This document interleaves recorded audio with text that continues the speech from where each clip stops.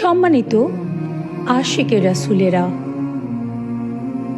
আমার মহান মুর্শিদ সুফি সম্রাট হযরত মাহবুবে খোদা দেওয়ানবাগী বলেছেন, মোরাকাবা করলে অন্তরের ষড়রিপুগুলো দূর হয়, ভেতরটা পবিত্র হয়।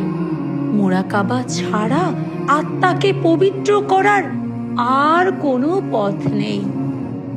তাই যত বেশি নির্ভুল সাধনা করবেন, মোরাকাবা করবেন এবং আদব, ভক্তি ও মহব্বতের সাথে গোলামি করবেন, তত বেশি আপনার অন্তরে, আপনার কালবে আল্লাহ নূর তাজাল্লা উদ্ভাসিত হতে থাকবে।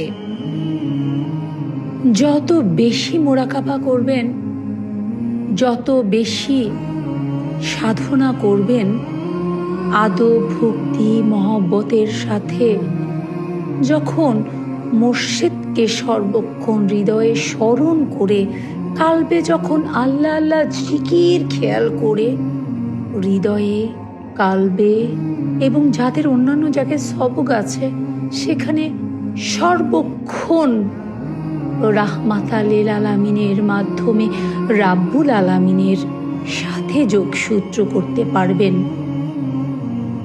আস্তে আস্তে আল্লাহর নূর তাজাল্লায় আপনার হৃদয় উদ্ভাসিত হতে থাকবে।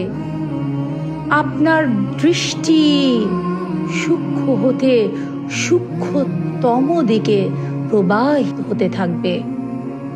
সৃষ্টির অনেক গুপ্তভেদ দয়াময় রাব্বুল আলামিন যদি চান আপনাকে উপলব্ধি করাবেন, যা সাধনা ছাড়া, রিয়াজত ছাড়া সম্ভব নয়।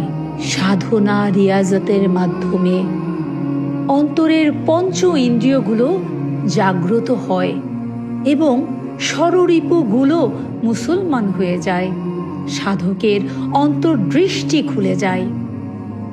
তাই বলি, হে আশেক, তুমি যদি দিল সাগরে ডুব দাও, তাহলে তোমার সব ফেতনা, সব অতৃপ্তি নিমিষেই মুছে যাবে।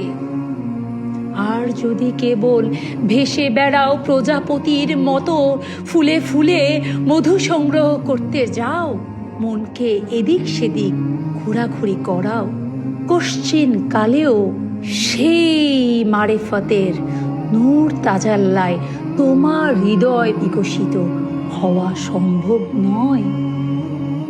যদি শুধু তুমি প্রজাপতি হয়ে যাও, তবে তো তোমার ঈমান হয়ে যাবে ভঙ্গুর, অন্যের কাছে ধার দেওয়া সিন্দুকের মতো।